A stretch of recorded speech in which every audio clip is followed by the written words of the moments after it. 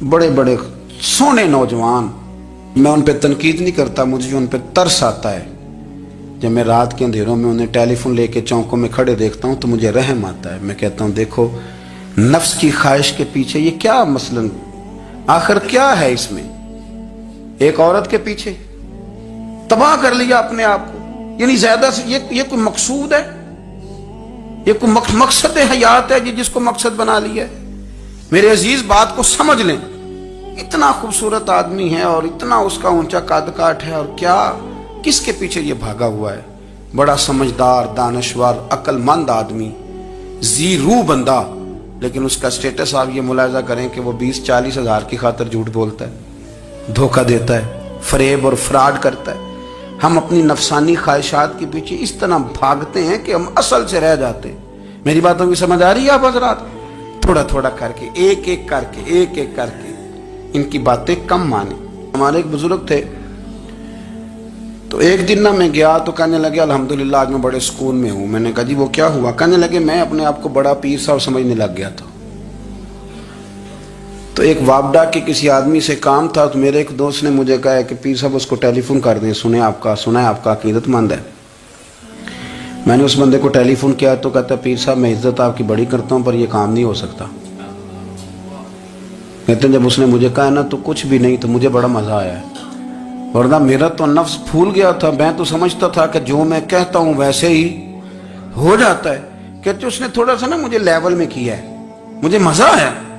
ये लोग ना अपने ऊपर बोझ डालते थे, ये थोड़ा थोड़ा पीछे हटते थे, ये समझते थे कि इस तरह तो हमारी तकमील रह जाएगी। सुबह से शाम तक अगर इसी नफ्स की बातें मानते जाएंगे तो खराबी करेगा। दौलत का नशा है भाई, दौलत इकट्ठी करने वाला किसी जगह सैर नहीं होता। हुस्न का नशा है, हुस्न का नशा है। हजरत अबू बकर शिबली रहमतुल्लाह अलैह फरमाया करते थे जो तेरी बेटी को खूबसूरत समझ के उसके साथ निकाह करना चाहे उसे बेटी ना देना। हजरत जी क्यों? फरमाया हुस्न तो थोड़े दिन के बाद खत्म हो जाएगा, फिर वो इसकी कदर नहीं करेगा, वो तो कहीं और मुंह मारता फिरेगा। हजरत अबू बकर शिबली रहमतुल्लाह ताला अलैह की बेटी खूबसूरत थी। एक नौजवान कहने लगा मेरा निकाह कर दें।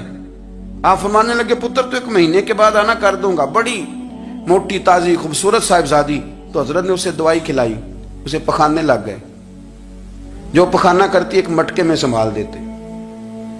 थोड़ा वक्त गुजरा तो वो हड्डियों का पिंजर बन गई। महीने भर में दस्त इतने आए कि कमजोर हो गई।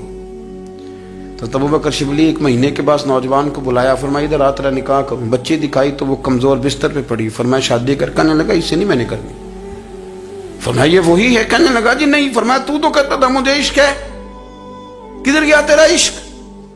कहने लगा हजरत साहब आप कैसी बात कर रहे हैं? फरमाया इधर आ। फिर वो मटका जिसमें गंद रखा था वहां ले गए। फरमाने लगे तेरा इसके साथ इश्क था, ये है तेरा इश्क। फरमाया इसे तो मैं 4 दिन रोटी खिलाऊंगा फिर तंदुरुस्त हो जाएगी, लेकिन मैं देखना चाहता था कि तू मेरी बेटी से प्यार करता है या उसके चेहरे पे आने वाली कुछ वक्त के लिए सुर्खी से प्यार करता है, उस लाली से प्यार करता है जो जवानी के वक्त बच्चों और बच्चियों पे आती है। किस चीज के दिल दादा? यानी क्या मतलब? नफ्स की गुलामी, सरासर गुलामी। और पलट पलट के और बड़े बड़े सियाने बंदे छोटी सी ख्वाहिश के लिए। बड़ा समझदार आदमी, बड़ा सियाना बंदा। मैं एक बड़े बुजुर्ग आलिम थे, मैं एक दफा मिलने गया तो पाए पका रहे थे, खुद पाए पका रहे थे। तो वो बड़े प्यार की बात होती है ना जी। तो तामत बांधी हुई और बड़ी जनाब खस्ता हाली, और वो पाए पका रहे हैं। तो मैंने उनसे कहा, मैंने कहा हजरत जी पाए तो किसी और ने भी पका लेने थे, आप बुखारी लेके बैठते, चलो मेरी तरह का कोई बंदा आपसे इस्तेफादा भी कर लेता। अब पाए आप लाएंगे, फिर पकाएंगे, फिर आप खाएंगे, तो ये तो 24 घंटे आप किसी काम में गुजर जाएंगे। तो ये एक छोटी सी ख्वाहिश के लिए, मैं किसी चीज को हराम नहीं कह रहा। कुरान पाक की जो आयत पढ़ी है सिर्फ उसकी तफसीर आपके सामने अर्ज कर रहा हूं। हमारी ख्वाहिशात माँ पालती है, आपको नहीं पता कितने दुख सहती है। मैं उन माओं को जानता हूं जो बेटे के हिस्सों की मार भी उसके अब्बे से खाती हैं, मार खाती हैं वो। एक खातून एक कान से सुनता नहीं, मेरे पास एक दफा आई, कहने लगी सट लग गई सी, कोई दुआ कर दें या कोई वजीफा पढ़, डॉक्टर कहते हैं ठीक नहीं हो सकते। मैंने कहा बाजी सही बताओ मसला क्या है? कहने नहीं कुछ भी नहीं, मसला क्या होना है, पुत्र गलत निकल आया है, उसका बाप रोज मारता है, आज मैं आ भी गई हूँ तो उसने एक थप्पड़ मेरे कान पे मार दिए, तो पर्दा फट गया। माएँ मार खाती हैं, लेकिन वो पुत्र जिसको बड़ी मेहनत से पाला है, वो जवान होता है तो अम्मा से कहता है तुझे छोड़ देना है, पर जिस लड़की से मेरा टेलीफोन पे रब्ता है उसे नहीं मैंने छोड़ना, वो नहीं छूट सकती। हर शय कुचल जाता है वो। अम्मा कभी लेट के रात को सोचती है कि ये तो मेरी कुल कमाई थी, मैं तो आज भी इसके हिस्से के थप्पड़ अपनी गालों पे बर्दाश्त कर रही हूँ, तो ये किधर गया। अर्दशीर नाम का बादशाह था। हजरत मुहद्दिस इब्नुल जौज़ी आज से कुछ 700 साल पहले लिखते हैं। अर्दशीर बादशाह बड़ा खूबसूरत था, जवान था, बड़ा अक्लमंद था। उसने इस तरह के करीब करीब की सारी रियासतों पे कब्जा कर लिया। बड़ा अक्लमंद जीरक था, कब्जा हो गया। एक बादशाह बड़ा सख्त था, उसके साथ जब पंजा आजमाई हुई तो अर्दशीर कहता है उस पर मेरा कब्जा नहीं हो रहा था, और जब हमने सारी रियासतों ने मिलकर उस पर हमला किया तो एक किले के अंदर किला बंद हो गया। अर्दशीर बड़ा खूबसूरत आदमी था, बड़ा समझदार था, तो वो बादशाह किला बंद हो गया, उसने कहा निकलना ही नहीं। अब वो अंदर बंद है, यक बारगी हमला किया तो वो बड़ा बड़ा किला था उसमें बंद हो गया।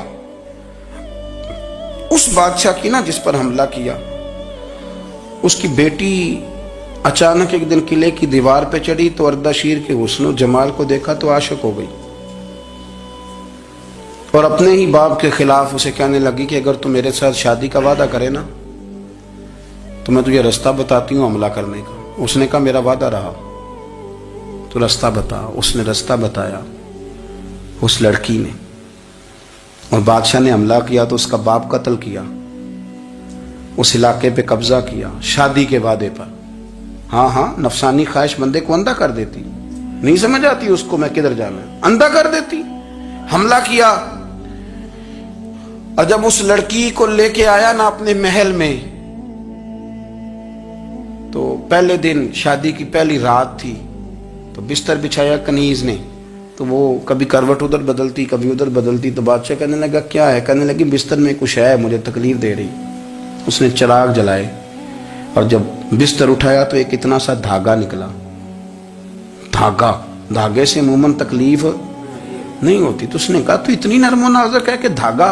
कहने लगी मेरा बाप ना मेरे साथ इतना प्यार करता था कि रोज मेरा बिस्तर भी खुद बिछाता था, और उसने आला रखा हुआ था, वो नापता था कि कोई पाया ऊंचा नीचा तो नहीं, मेरी बेटी का बैलेंस सोते वक्त खराब ना हो जाए। और मेरे लिए गोश्त और कपड़े भी खुद पसंद करके लाता था, खाने पीने का खुद ख्याल करता था। अर्दशीर कहने लगा अच्छा वो इतना प्यार करता था, और फिर तूने उसके साथ क्या किया। कहने लगा बुलाओ कनीजों को बुलाया, फरमाया इसको उठाओ और जल्लाद के पास ले जाओ, उसे कहो कि इसके बाल एक घोड़े के साथ बांधे, पैर दूसरे घोड़े के साथ बांधे, और एक घोड़ा इधर भगा दे, किधर भगा दे। ये जिसके बाप ने इतना प्यार किया, ये नफ्स की इतनी गुलाम है कि उसकी वफादार नहीं रही तो मेरी वफादार कैसे बनेगी। इसने इतने नाजों से पाला कि धागा इसे बर्दाश्त नहीं। ओ यारो याद रखो, अगर नफ्स की गुलामी करो और बड़े बड़े वफादारों को छोड़ के गुलामी करो तो फिर कहो वफादार मिल जाए। कोई बोल हवा लड़ा ना बोल बैठी होंदे खसम नाराज बड़बोलियां दे, कां सिर खाए ते बुलबुल ठंड पाए। बड़े फर्क नहीं सजना बोलियां दे, ਜਿਹੜੀਆਂ ਖਸਮਾਂ ਦੀ ਵਿੱਚ ਰਜ਼ਾ ਵਸਣ ਭਾਗ ਜਾਗ ਜਾਂਦੇ ਉਹਨਾਂ ਗੋਲੀਆਂ ਦੇ। ਆਪ ਉਦਲੀਆਂ ਨੂੰ ਸਰਦਾਰ ਪੈਨ ਤੱਕੇ ਤੇ ਸ਼ਰਮਾ ਵਾਲੀਆਂ ਨੂੰ ਝੂਟੇ ਡੋਲੀਆਂ ਦੇ। अपने नफ्स के पीछे चलोगे तो ये तबाही है। जब हमने किसी से वफा नहीं की तो ये क्या उम्मीद हुई कि दुनिया हमसे वफा करेगी। अल्लाह रसूल की मर्जी के मुताबिक उसूल पसंद जिंदगी बनाएं, एक एक करके अपनी ख्वाहिशात से पीछे हटें, थोड़े पे गुजारा करना सीखें, अपने नफ्स को समझाएं। जरूरी नहीं कि रोटी हर वक्त मजे के लिए खाई जाए, कभी कमर सीधी करने के लिए खुश्क रोटी भी खा के देखो, कभी सादा खाना उस पर भी इक्तिफा करो, कभी थोड़ा खर के अच्छे तरीके से सादे कमरे में भी अल्लाह को याद करके देखो। नफ्स के पीछे ना भागिएगा, तबाही करेगा। फरमाया ख्वाहिशों के पीछे न चलना तुम्हें अल्लाह के रास्ते से बहका देंगी। और फरमाया बेशक उनके लिए सख्त अजाब है जो अल्लाह के रास्ते से बहक गए। और क्यों सख्त अजाब है? इसलिए कि उन्होंने आखिरत के दिन को भुला दिया। तो आखिरत का दिन भुला दिया, पीछे का ख्वाहिशों के पीछे ना चलना तुम्हें अल्लाह का रास्ता भुला देंगी। مفہوم آیت یہ ہوا، قرآن نے ہمیں ارشاد یہ فرمایا کہ خواہشات نفس کے پیچھے چلو گے آخرت کو بھول جاؤ، تمہارے ذہن میں یہ بات نہیں رہے گی کہ میں نے مرنا بھی ہے۔ پھر لوگ معاذ اللہ ثم معاذ اللہ یہ کہیں گے کہ بھائی یہاں جینے دو نا، پھر آگے جائیں گے تو دیکھی جائے گی۔ لوگ بھول گئے مرنے کو۔ ہماری ساری جدوجہد زندہ رہنے کے لیے ہے، ساری 60-70 سال کے لیے سارا کچھ ہے۔ آپ دیکھ لیں، ٹٹول لیں کسی بندے کو، صرف جتنی محنت کر رہا ہے وہ جینے کے لیے کر رہا ہے۔ رب قریب کے بندے جتنی محنت کرتے تھے مرنے کے لیے کرتے تھے، مرنے کے لیے کوشش کرتے تھے کہ مر جانا ہے، اس کے لیے جدوجہد۔ ہم جتنی جدوجہد کر رہے ہیں ساری جینے کے لیے، جینے کے لیے۔ میرے رسول کریم صلی اللہ تعالی علیہ وسلم کا ایک فرمان ہے مسند امام احمد بن حنبل میں، اور بڑا نرالا، بڑا انوکھا اور بڑا معنی خیز ہے۔ حضور سید عالم صلی اللہ تعالی علیہ وسلم نے فرمایا بڑا بیوقوف ہے وہ شخص، ذرا ترتیب دیکھیے، حضور کی زبان سے نکلے ہوئے حکمت کے موتی، مسند امام احمد بن حنبل۔ فرمایا وہ بڑا بیوقوف بندہ ہے جو چلتا اپنی خواہشات نفس کے پیچھے ہے اور امید یہ رکھتا ہے کہ رب مجھے آخرت میں انعام عطا کرے گا۔ چلتا کس کے پیچھے؟ خواہش کے پیچھے، اور کہتا یہ ہے کہ اللہ مجھے قیامت میں انعام دے گا، تو انعام تو اسے دیا جاتا ہے نا جو محنت کرتا ہے۔ دیکھیں نا، جس کا منہ پنڈی کی طرف ہے تو پنڈی وہ پہنچے گا کہ وہ جس کا منہ پنڈی کی طرف ہے وہ لاہور پہنچ جائے گا۔ منہ پنڈی کی طرف کرنا اور خواہش لاہور کی رکھنا، منہ کر لینا لاہور کی طرف اور خواہش پنڈی کے رکھنا، تو میاں یہ تو نہیں نہ ہوگا۔ پیچھے جو تلے خواہشات نفسانیہ کے ہمارے ہاں نا بہت بڑا رٹا ہے۔ آپ یقین کریں، میں اکثر کہتا ہوں، میں یہ کہا کرتا ہوں کہ ہمیں نا اپنی مرضی کا سارا کچھ چاہیے، اپنی مرضی کا سارا کچھ۔ ابا جی بھی اپنی مرضی کے، بچے بھی، استاد بھی، پیر صاحب بھی، پیر صاحب بھی، یعنی میری مرضی کے ہونے چاہیے۔ بھائی وہ پیر صاحب ہے یا تو اس طرح کرنا کہ تو خود پیر بن جا، وہ بھی میری مرضی کا، ہر شے میری مرضی کی۔ بلکہ قرآن مجید کے 13ویں پارے میں تو رب فرماتا ہے لوگوں نے نفس کی خواہش کو خدا بنا لیا، نفس کی خواہش کو خدا بنا لیا، اس کے پیچھے بھاگتے ہیں۔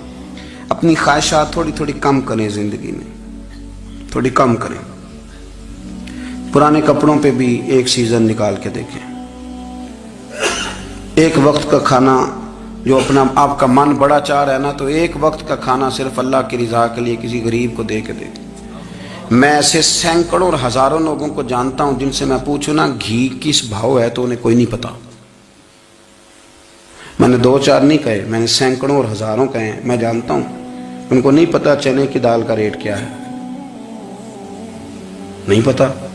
اور میں ایسے بھی سینکڑوں اور لاکھوں کو جانتا ہوں کہ جس کی بیوی رات کو خامند کو کہتی ہے کہ جو سویرے گھی لائے تھے وہ ختم ہو گیا، سویرے بچوں نے اسکول جانا ہے تو پراٹھے پکانے کے لیے گھی کوئی نہیں، تو درمیان والا بیٹا تو خشک روٹی بھی نہیں کھاتا۔ دیکھو نا، ہم سیاست کی بات کر رہے ہیں، فلانے کا فیصلہ ٹھیک ہے کہ نہیں، اور ایک ہمارے محلے میں وہ گھر بھی ہے جو سویرے یہ ڈسکس کر رہے ہیں کہ بچوں کے لیے گھی نہیں ہے، انہوں نے اسکول، یہ سارے تبصرے، یہ ساری باتیں، یہ لمبے چوڑے، یہ تو پیٹ بھر کے روٹی کھانے کے مسئلے ہیں۔ اگر بھوک شدید لگی ہو تو پھر بات یاد نہیں رہتی۔ نفسیانی خواہشات کا حال یہ ہے کہ جو نیا موبائل کا نیا ماڈل آتا ہے وہ مارکیٹ میں شارٹ ہو جاتا ہے، ہیں ہم غریب لوگ۔